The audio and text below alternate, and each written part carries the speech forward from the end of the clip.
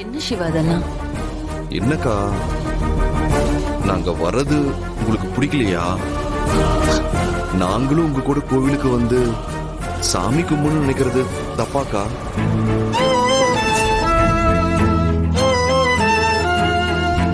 அக்கா, நாங்க உங்க கூட வர்றது உங்களுக்கு பிடிக்கலன்னா சொல்லுங்கக்கா. நாங்க வேற ஏதாவது வண்டியில கூட வந்துடுறோம்.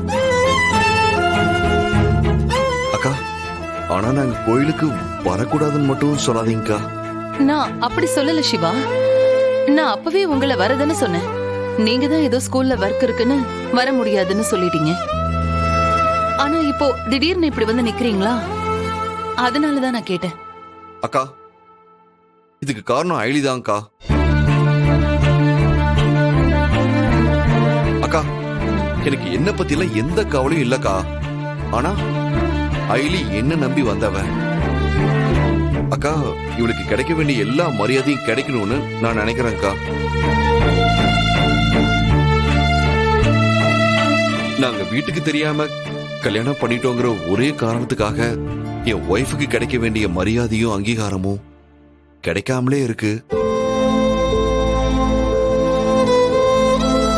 அக்கா, அவ கல்யாணத்துக்கு முன்னாடி எப்படி வேணா இருந்திருக்கலாம்க்கா. ஆனா இப்ப ஐலி என்னோட பொண்டாட்டி. இவளுக்கான மரியாதையும் உரிமையையும் நான் கண்டிப்பா வாங்கி தருவேன்.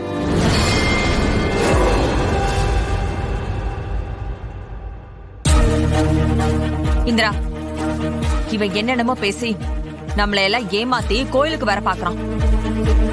எனக்கு என்னவோ இதெல்லாம் சரியா படல. இதுங்க ரெண்டு பேரே வர வேண்டாம்னு சொல்லு. சித்தி, கொஞ்சம் அமைதியா இருங்க. இவங்க நம்ம கூட சாமி கும்பிட தானே வரேன்னு சொல்றாங்க. அத வேண்டான்னு சொல்றதெல்லாம் நல்லா இருக்காது சித்தி. நீங்க ரெண்டு பேரும் உள்ள போய் உட்காருங்க.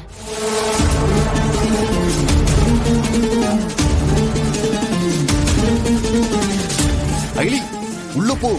லாஸ்ட் சீட்ல போய் உட்காரு.